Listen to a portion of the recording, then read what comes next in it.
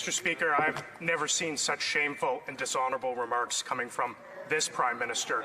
My great-grandfather flew over 30 missions over Nazi Germany. My great-great-uncle's body lies at the bottom of the English Channel. There are members of this Conservative caucus who are the descendants of victims of the Holocaust. For the Prime Minister to accuse any colleague in this House of standing with the swastika is shameful. I'm giving the Prime Minister an opportunity. I'm calling on him to unreservedly apologize for this shameful remark. The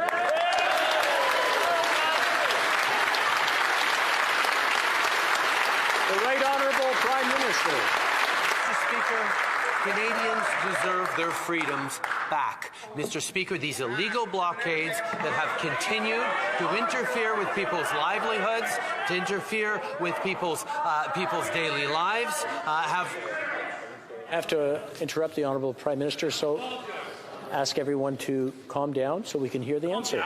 The Right Honourable Prime Minister.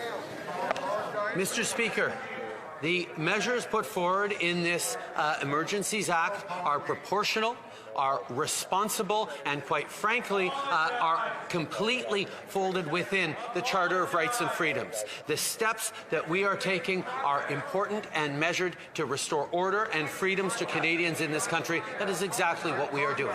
Well, member for Sturgeon River, Parkland.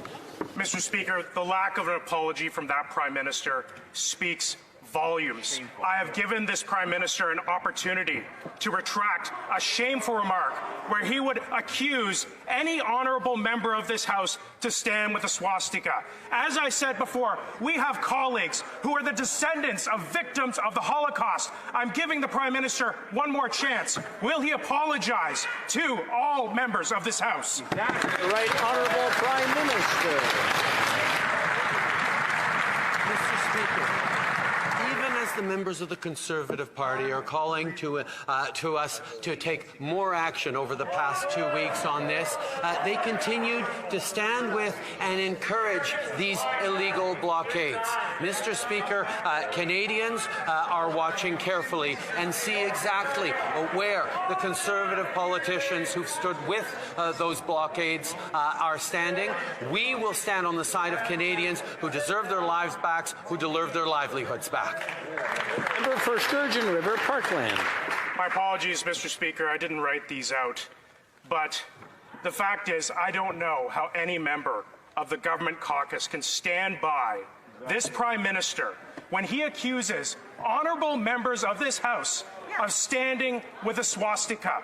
I'm calling on all members of the Liberal caucus to denounce the Prime Minister. I have given him 2 chances to apologize. He has refused to apologize. Mr. Prime Minister, apologize.